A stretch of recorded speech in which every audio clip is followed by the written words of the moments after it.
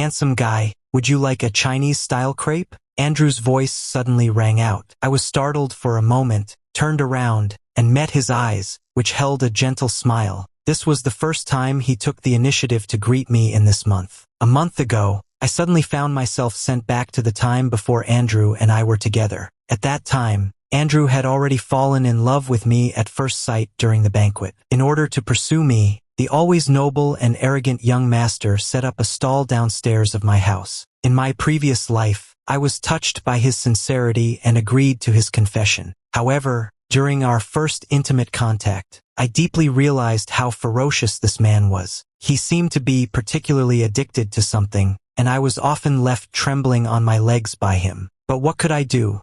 It's not that easy to get off the wrong boat. Since God has given me a chance to start over, this time, I must protect my butt. I turned back, thought for a moment, and gave him an apologetic smile. "Sorry, I'm allergic to eggs." A look of surprise flashed in Andrew's eyes, and before he could stop himself, he blurted out, "When did you become allergic to eggs?" Probably realizing something was wrong, he suddenly shut his mouth. "Well, it's confirmed." Andrew made it across too. I pretended not to hear clearly and wanted to end the conversation quickly. I asked him, "What did you just say?" His dark pupils gave me a meaningful look before he said, "I just said to be careful on the road." I gave a polite smile.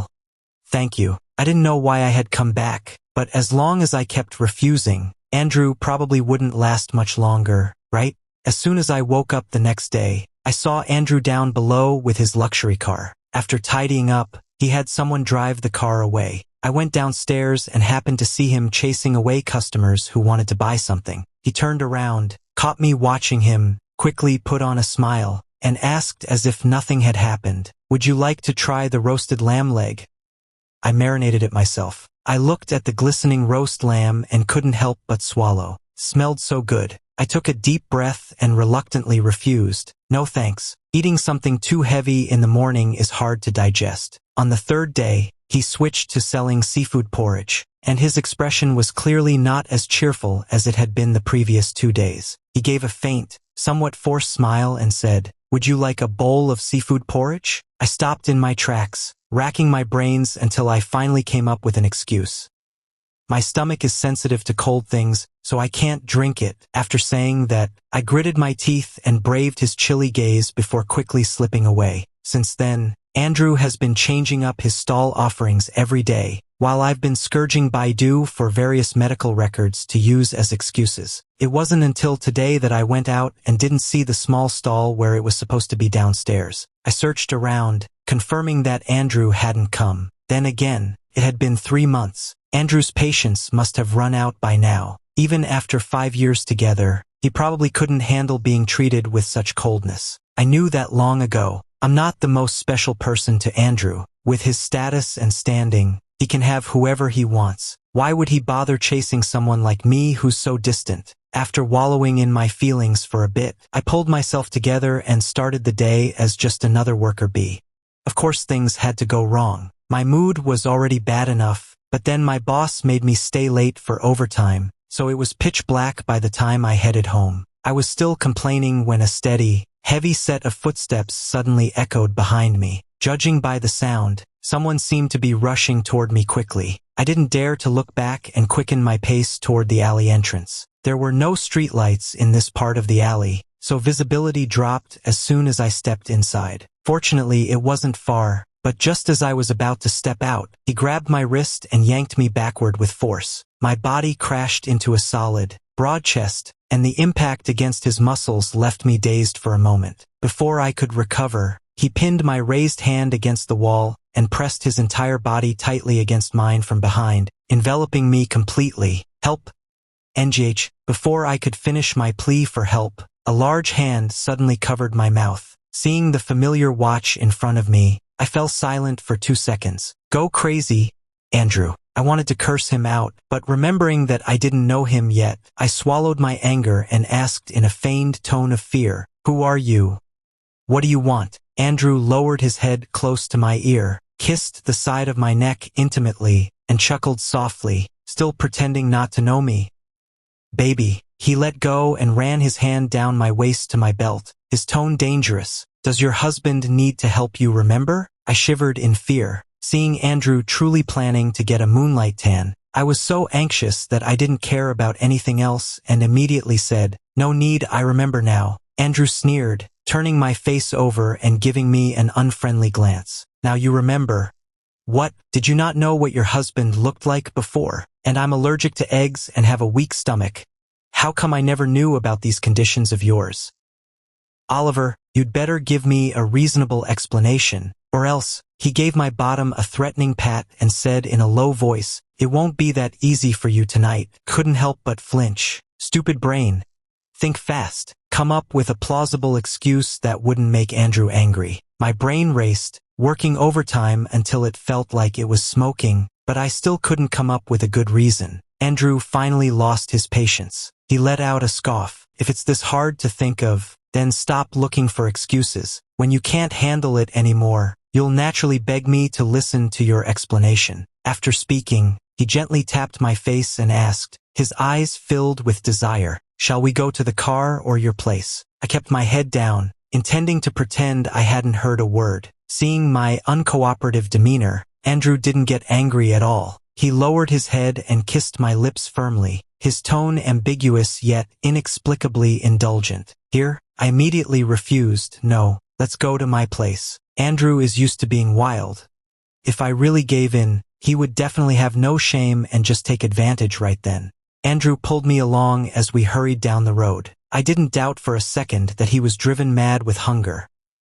His entire body had reached its breaking point, and if he didn't release soon, he would explode. As soon as he opened the door, before even turning on the light, Andrew eagerly searched for my lips in the dark. I panted with some difficulty. "What are you doing so urgently?" He replied, annoyed. "What do you think?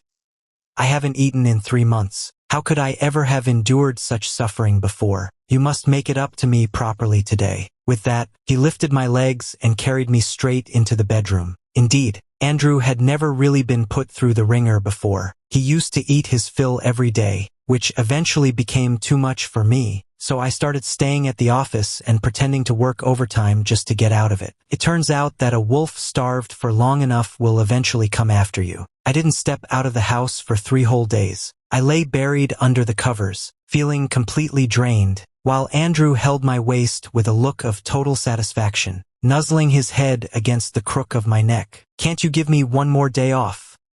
I'll get it approved. No matter how long I take, that old boss will sign it off. Just stay with me for a few more days." Andrew had eaten his fill and was in much better spirits now, no longer looking so irritated like he had that night. He was behaving uncharacteristically well right now. I patted his head and tried to reason with him. "No, I have to go to work or I'll lose my job. You know how hard it is to find one these days." Andrew didn't try to persuade me anymore. He knew his efforts were futile. In my past life, he had tried to convince me as well, handing me an unlimited black card and telling me not to work. After I refused, he suggested that I become his secretary instead. Of course, I rejected all those offers, so in the end, he had no choice but to let me have my way. Thank goodness for that persistence of mine back then. During those later days, whenever I didn't feel like working, I would just play games at the office until p.m. before leisurely heading home. At that time in the past, even if Andrew really wanted to, he wouldn't push me too hard. Andrew hugged my waist tightly and suddenly asked, "Oliver, do you not like me anymore?" I stiffened and asked him, "Why do you say that?" He lifted his gaze, his sharp eyes scrutinizing me. "For the past 3 days, you haven't given me a straight answer. Every time I ask, you try to please me with kisses, attempting to win my attention through physical intimacy. Also, before, even when you really couldn't stay with me, you felt just as regretful as I did, but your expression just now was one of pleasure." He looked at me and said seriously, "Oliver, if I hadn't come over here as well, were you planning to just let this pass between us?" Under Andrew's piercing gaze, I forced myself to give a slight nod. Andrew lost his temper and shouted angrily, "Why? Oliver, have I not treated you well?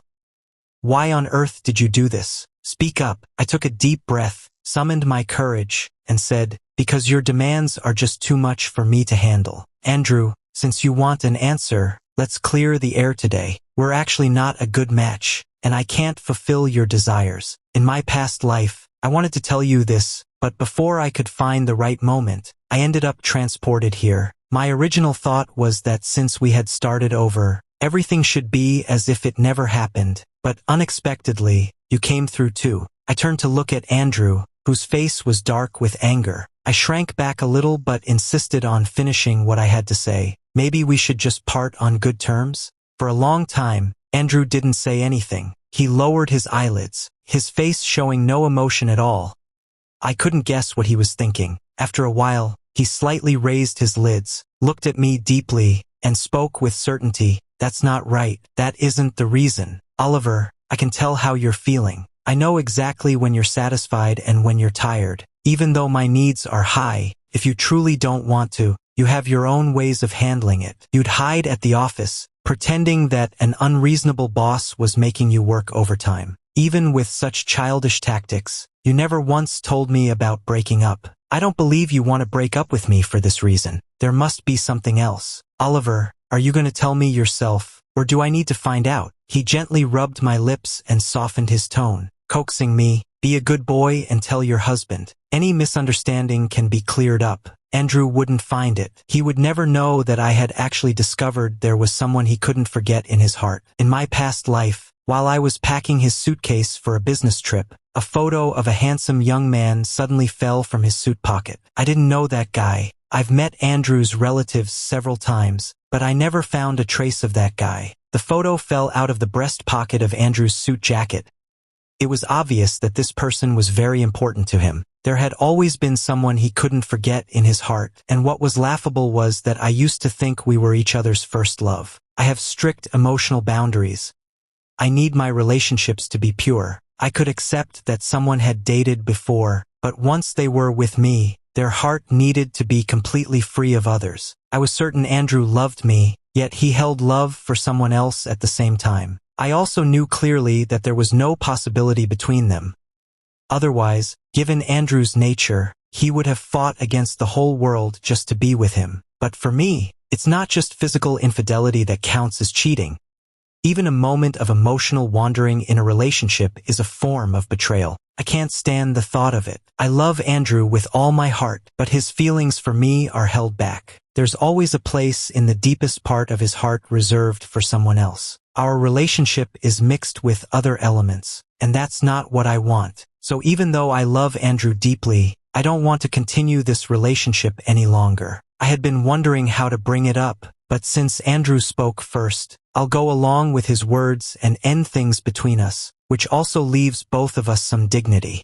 As I was thinking about this, Andrew suddenly reached out and pinched my face, his expression displeased. Are you planning to hold your ground until the end? I shook my head and said seriously, there's no misunderstanding. I just want to live differently. Since heaven gave us a second chance, why not give others a try? Anyway, to Andrew, I'm not irreplaceable. He has someone in his heart, and I can't accept that, so he should just find someone who can. Andrew's expression changed, his gaze as cold as a knife. You want to try someone else?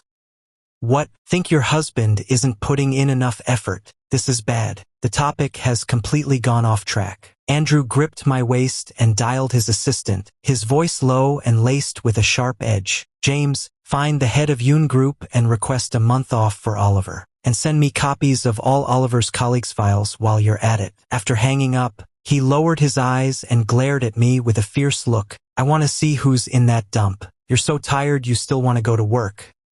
What, miss me after just one day? Andrew narrowed his eyes dangerously. Once I catch that person who's been trying to seduce you, I'll see what kind of tricks they use to make my darling lose their mind and act crazy. Advising her husband to try things out with others? Try my ass. He patted my cheek, his tone unclear. You're so generous. If it weren't for the fact that you can't have children, I could make your belly even bigger. A wave of anger surged through me. How could Andrew think this way about me? Furious, I cursed. Don't push your luck. Who gave you the right to call in sick for me without asking? That's my job. Andrew lowered his head and bit down on my Adam's apple, saying viciously, keep cursing. But before I know the truth, you're not leaving this house. I won't let you go see that other guy. Once I find him, I'll send him to Africa to work in the mines. I'll make his life miserable and break him down until he's a wreck. If you like someone, I'll ruin them. When all those pretty girls turn dark and their faces get wrinkled from the harsh weather, making it hard for you to even smile at them, we'll see if you still care. So you're planning to dump me for him? Keep dreaming. He pinched my face, his teeth clenched tight. And as for you, since you can't control your heart, I'll punish you too. From now on, I won't feel sorry for you anymore. Before, I held back my desires because I worried you were tired. Thinking about it now, I was just an idiot. You took the energy I saved up and used it to flirt with someone else. I should have exhausted you so much that you couldn't even get out of bed, keeping you at home waiting for me every day. Then maybe you wouldn't have the energy to think about others. I was finally fed up with his sharp and angry words. I poked his chest, staring at him in anger. Who are you to judge me like that? I, Oliver, have a clear conscience. When I dated you, it was with the sincere intention of spending my life with you. But what about you? You have someone else in your heart. Andrew let out an angry laugh, grinding his back teeth with a dark expression on his face. Who? I don't even know who you're talking about. How do you know?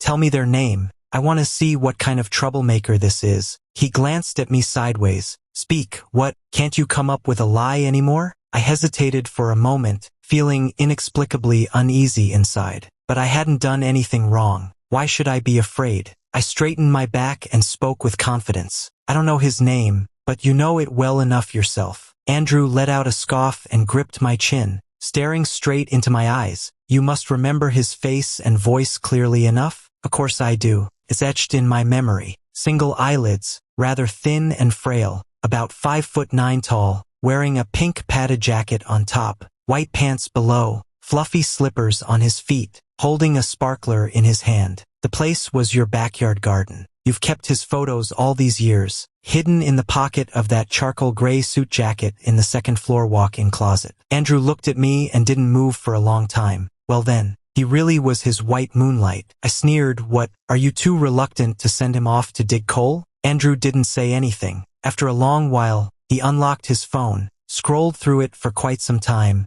and finally found a photo before asking me, is that him? Indeed it was. Great, so he hadn't just kept that one photo. There were more in his phone after all. I punched him in the ribs, hard, and struggled to turn over and get out of bed. I needed to wash off every trace he'd left on my body. I didn't want any of that filth anymore. Before I could even get up, Andrew pinned me back down again. He looked at me with an unreadable expression and said, indeed, we can't let him go mine coal. I laughed out of sheer anger. Fine then. Keep him, and I'll go mine coal. Okay? And he has a mistress. I was so furious my eyes turned red, and I started speaking without thinking. Fine, just take me and that mistress of yours to Africa to mine coal, alright? Andrew disagreed. No way. You two will have to live together in the future. This guy was really pushing his luck, riding on my neck like he owned me. Was he thinking that since I'd called him out, he might as well just give up and go all in? Live together? Did he think he was some emperor with a harem of concubines? He really had his dreams. I lost my temper right then. You're pushing your luck. He looked down at me. There's more to come. His birthday is coming up, and you'll have to go with me to buy him a gift. What an eye-opener. Do you really think I'm a pushover? Andrew ignored me, his face utterly expressionless as he silently started dressing me. I refused to cooperate, wriggling around like a worm. Don't touch me. A dirty man like you isn't worthy of touching someone as noble as me. From now on, I'm the man you can never have. Drop the perfect life act. It's shameless to keep pretending we're living together. I thought you were just keeping him in your heart, but he's been right beside you all along. So why did you torment me every night? Is he some unreachable moon to be admired from afar, while I'm just meant to be used and played with? Fine. Quit. I'll find a man of my own to keep by my side too. Who says I can't do it? What are you doing? The man who had been silent suddenly spoke, staring at me coldly with a harsh tone. Say that again. What are you doing? Fine, I guess I'm just a pushover. I turned my head away, too cowardly to make another sound. After Andrew finished dressing me, he grabbed a scarf and wrapped it around my neck to hide the marks left behind. It was only June, yet I looked like an absolute mess in all this extra clothing. Once he was done, He scanned the room and glanced at the chaos left on the bedroom floor. After a moment of thought, Andrew lifted me up in his arms and carried me to the living room sofa. I was completely baffled and had no idea what he was planning to do. He didn't answer me. Instead, he placed a soft cushion under me and glanced left and right before nodding in satisfaction. Then, he took out his phone to start a video call. The moment the call connected, I saw a handsome face appear on the screen, waving with a smile. "Brother, why are you calling me so early in the morning?" Calling him brother? I glanced at Andrew beside me, his eyes filled with affection. Disgusting. It was so disgusting. You two can be sweet together, but do you really have to show off your affection in front of me? Am I just part of your little game? Such shamelessness. I really wanted to feed them both something awful. While I was still fuming, Andrew suddenly said, "Come on, say hello to your sister-in-law." The boy obediently called out, "Hello, sister-in-law. I've heard for a while that my brother is seeing someone. I'm sorry he never let me see them, but today I finally got to meet the real person. You look so beautiful, sister-in-law? That doesn't make sense. Andrew only has one older brother and one younger sister. Where did a younger brother come from? Could he be Mr. Daniel's illegitimate child?" I thought of Chloe, that elegant and dignified woman who had never made things difficult for me just because I'm a man. She always treated everyone around her with gentleness and kindness. Why was Andrew able to accept that boy so quickly? Did Chloe know about this? I turned my head to look at Andrew and said angrily, "You have really disappointed me." He hung up the phone, grabbed my wrist, pulled me into his arms and held me. "What are you thinking again?" I shook off his hand and scolded, "Both you and Mr. Daniel have wronged Chloe." Andrew paused, looked at me, suddenly realized something, and rubbed his forehead in frustration. "What are you thinking? He's my full brother." After hesitating for a while, I asked, "Then why didn't he show up later?" My memory is fine, so what happened to this extra brother later? I didn't dare to think about it. Andrew cleared his throat and, unusually, stumbled over his words. At first he was my brother, but later he became my sister. Well, everything was clear now. Andrew's younger brother Daniel had always felt he should have been a girl, so after turning 18, he decided to undergo gender confirmation surgery and became his sister. When Andrew and I arranged to meet our parents, she was already past her recovery period, so I never suspected that she had once been a boy. The gaze upon my head grew increasingly intense as Andrew firmly lifted my chin and let out an unreadable, cold chuckle. How should we settle this score? Feeling guilty, I glanced around nervously. "What do you mean?" A sudden pain hit my chin. Andrew didn't coddle me. His expression was serious. "Oliver, why don't you talk to me when you have issues?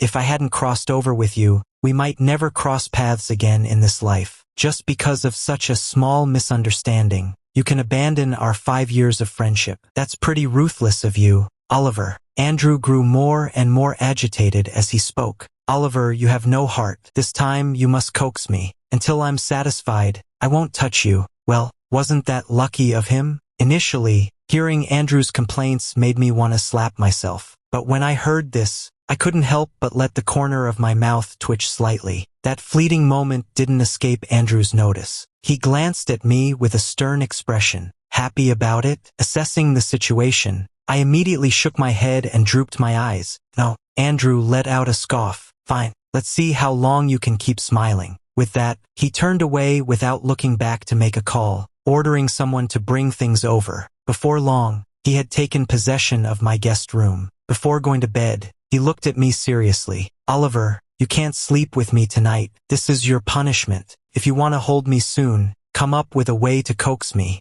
After saying that, he closed his bedroom door without looking back.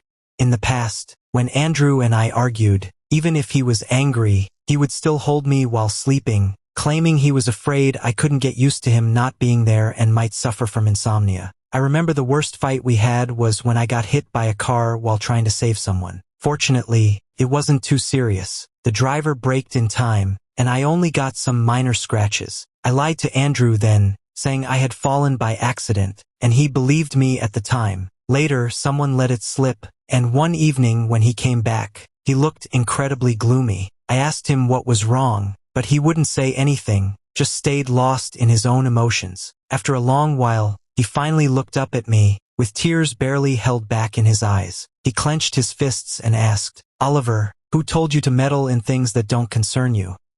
Have you ever thought about what would have happened if the driver hadn't stopped in time? You could have died. Why try to be a hero when you can't even ensure your own safety? Did you think about me at all? What am I supposed to do if you're gone? Why does it always have to be like this?" He shouted. "Why are you always so kind to others but harsh on me? You never care about me, so you just do whatever you want, right?" He stared at me and let out a mocking smile. "If I hadn't happened to hear about your heroic deeds today, would you have kept me in the dark forever? I was so foolish as to believe you actually fell. Oliver, I think I need to calm down. I need to take some time to really think about our relationship. I'll sleep in the guest room tonight. You can have the bed to yourself." That day, I felt like Andrew wanted to break up with me. I lay in bed, feeling as though a heavy stone were pressing down on my chest, making it hard to breathe. I tossed and turned, unable to sleep, terrified that when I woke up the next morning, Andrew would bring up a breakup. Suddenly, there was a noise at the door. Listening to the faint sound of it opening, my heart couldn't stop pounding. I didn't understand why Andrew came back over suddenly. Was he needing some document, or did he feel the argument earlier wasn't up to his standard and wanted to shake me awake for a rematch? Andrew walked straight to the side of the bed and sat down. He looked at me for a long while before saying, "Oliver, if you're not asleep yet, let's just talk." When Andrew asked that question, it usually meant he already knew I was awake. I let out a sigh and turned on the bedside lamp, only to see his eyes were completely red. Andrew didn't wait for me to react before pulling me into an embrace. His head rested against my chest as he spoke in a muffled voice. "I'm sorry. I shouldn't have lost my temper with you. You were hurt, and yet I still blamed you like that." My heart felt like it was being squeezed. Even though the fault was mine, Andrew was the one apologizing. I rubbed his head and made a sincere promise to him. "Andrew, I'll definitely be more careful with my safety in the future. This won't happen again." Andrew's voice remained low and muffled as he said, "Oliver, please be good and don't make me worry, okay?" I hugged him tightly and nodded firmly. That night, Andrew still slept in the same bed as me. Even when he was angry, he wouldn't sleep in a separate bed. He always just made empty threats. I thought it would be the same this time until I waited until a.m. and there was still no sound from outside the door. Only then did I realize that I had truly crossed Andrew's line this time. Well, Andrew did have every reason to be upset since he was sentenced to death without doing anything wrong. After much hesitation, I got out of bed and prepared to climb into Andrew's bed to coax him properly. As soon as I reached the door and pressed down on the handle, I found it locked from the inside. It made sense that Andrew had taken my spare key before entering the room and sternly declared he was going to punish me today. I thought he was just making a big deal out of nothing, but I didn't expect him to be serious about it. Andrew wasn't going to let this go easily this time. He wanted me to reflect and admit my mistakes over and over again, demanding that I trust him completely. He was probably still shaken by the fear of what could have happened.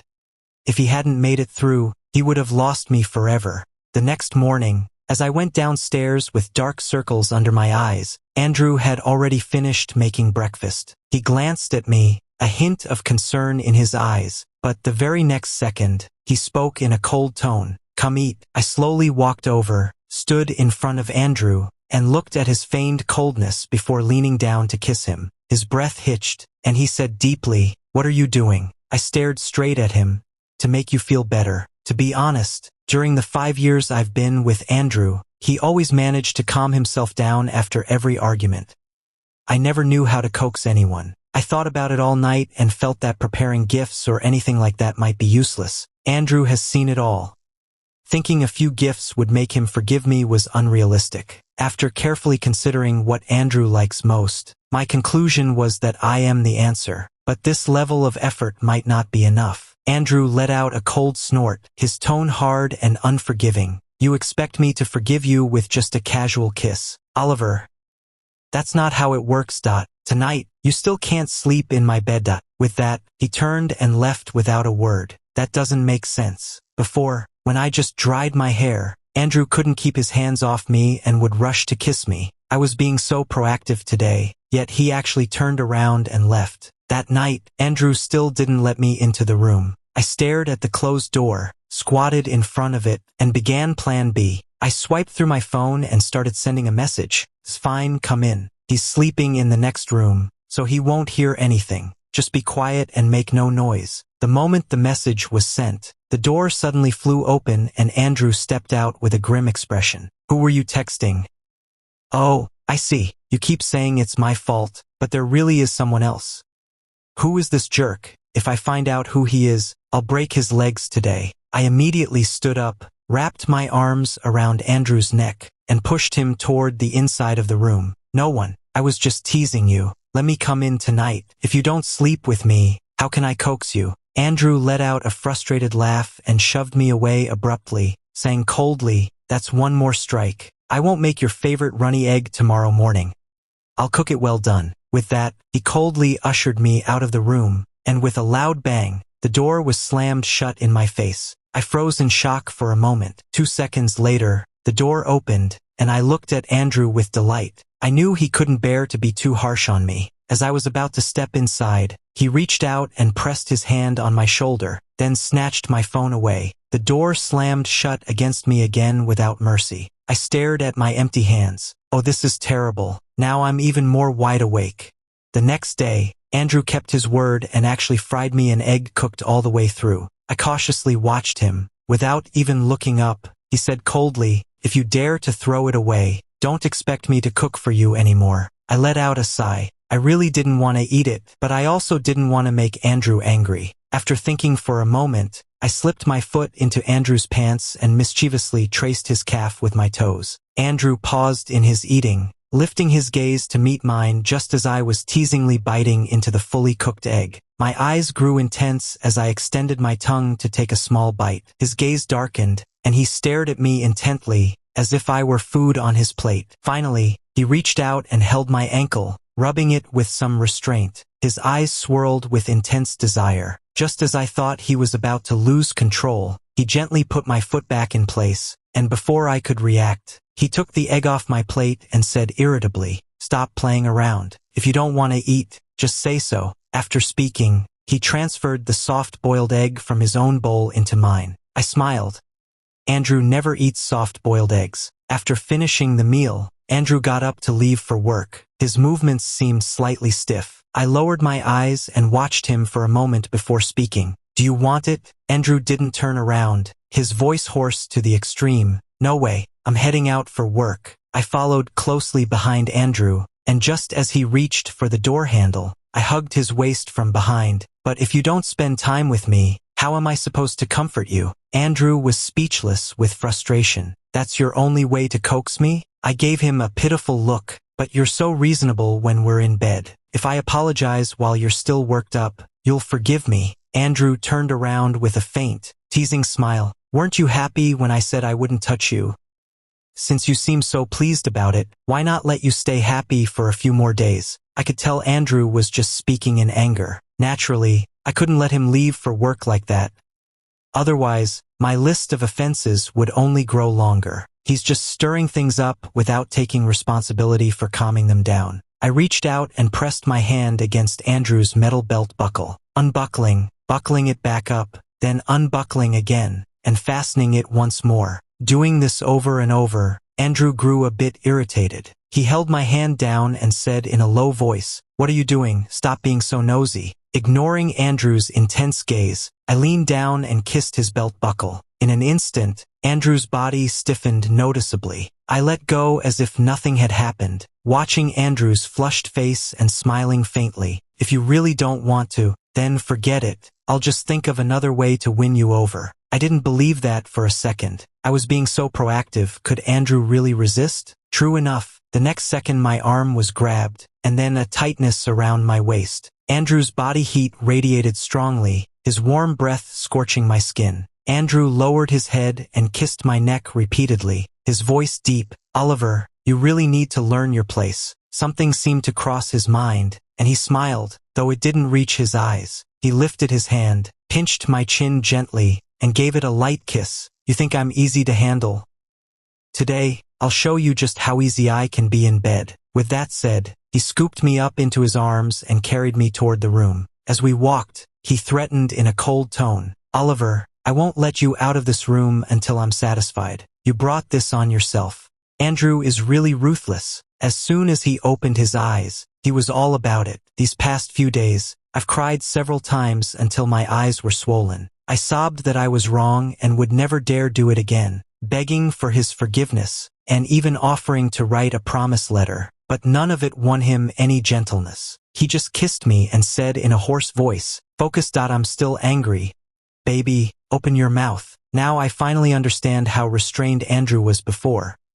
He truly cared about my well-being and kept his desires in check. When I woke up again, I opened my mouth instinctively, but no kiss came. I turned to look at Andrew. He was leaning against the wall, eating a lollipop. Since I didn't like the smell of smoke, Andrew quit smoking after we got together and would just pop a candy in his mouth whenever he felt an urge. Andrew lowered his eyes, looked at me for a while, brushed the sweaty hair from my forehead, and said with a tone of post-intimacy exhaustion, "Are you in a good mood?" Looking at his expression, I weakly shook my head. He reached up to touch the corners of my tear-reddened eyes and spoke gently. "Oliver, I'm actually quite hard to coax. It's only because it's you that I've kept my temper in check. I don't want you to be sad or see you looking so helpless, holding back your words. So even if you made a mistake, I would calm myself down first before coaxing you." He paused for a moment and continued speaking. "But you really crossed my line this time. If I hadn't come along,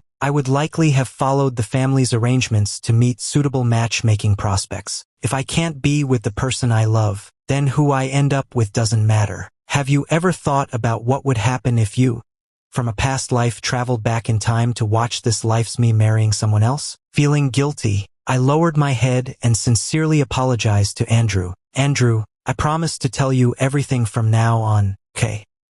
Sorry for making you mad. It won't happen again." Andrew sighed, wrapping his arms around my waist and pulling me into his embrace. He leaned close to my ear, a complex look in his eyes. "Oliver, if it happens again, I won't be so easy to calm down. You really don't want to see the other side of me." A chill ran down my spine, and I immediately replied, "It won't happen again." I couldn't handle even this much.